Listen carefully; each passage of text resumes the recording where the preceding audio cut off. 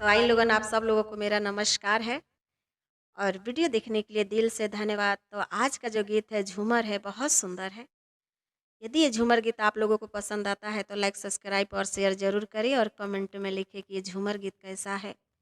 आप सब लोगों को दिल से धन्यवाद। तो आइए सुनिए। मोरा पिछुअरवा हो घने फुलवरिया, मोरा पिछुअरवा हो घने फुलवरिया, मोरावा ए हो मोरावा ए बोले ले मीठी बोलिया, मोरावा ए बोले ले मीठी बोलिया, मोरावा।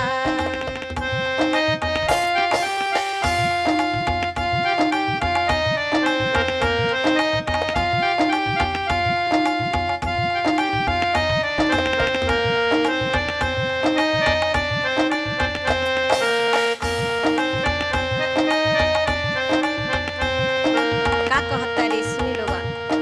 का तो हो मोरवा हो बोले ला मीठी बोलिया, का तो हो मोरवा हो बोले ला मीठी बोलिया, यो बही ए हो बही बारे पियवा परदेसिया, यो बही बारे पियवा परदेसिया, यो बही।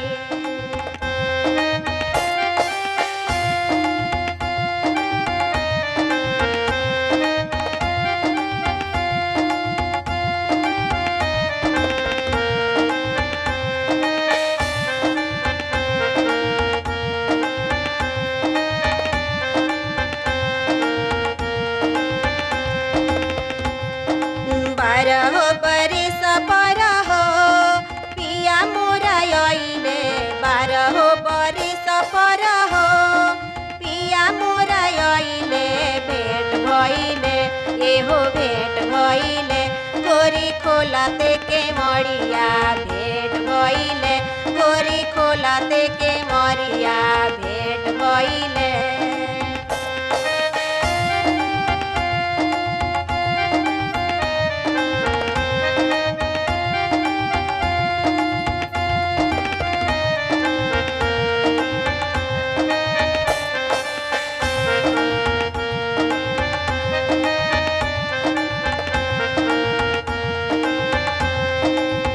देखी लोगन आते आते का अरहा दे तारी उनकरा के काम सुन लोगन।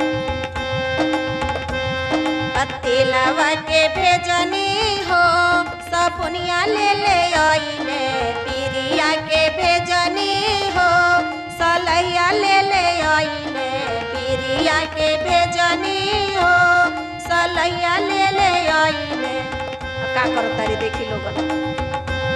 हा खींचे दिहाली ओए होए खींचे दिहाली, गोरी सैया जी के कानावा खींचे दिहाली, गोरी सैया जी के कानावा खींचे दिहाली।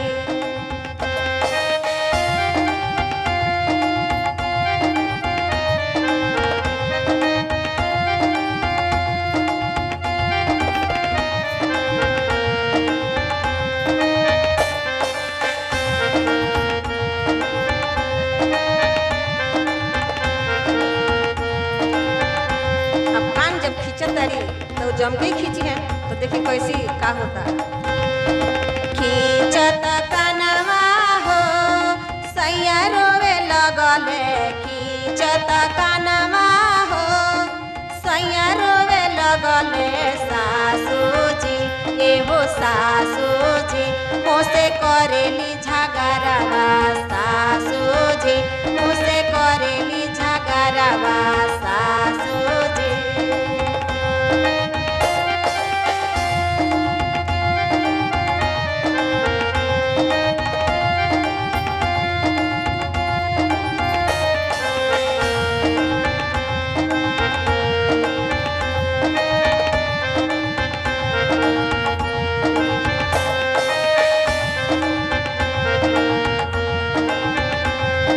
बहू का कहतरी जब सास से झगड़ा करत तारी बहू से, तो बहू का कहतरी कहते हैं जितना अधिकार पत्नी का है उससे कई गुना अधिकार माँ का है। दोनों ही बराबर बराबर है, एक जननी है एक जीवन साथी है।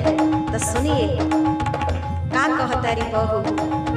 बेटा जे भैले सासू हो हरिया बजवलू, बेटा जे भैले सासू हो हरिया बजवलू, ढोल बाजल एहो ढोल बाजल पहले सैया जी हमार हो, ढोल बाजल पहले सैया जी हमार हो, ढोल बाजल मोरा पिछुअरवा हो घनी फुलवरिया, मोरा पिछुअरवा हो घनी फुलवरिया, मोरावा एहो मोरावा ए बोले ले मीठी बोलिया, मोरावा ए बोले ले मीठी बोलिया,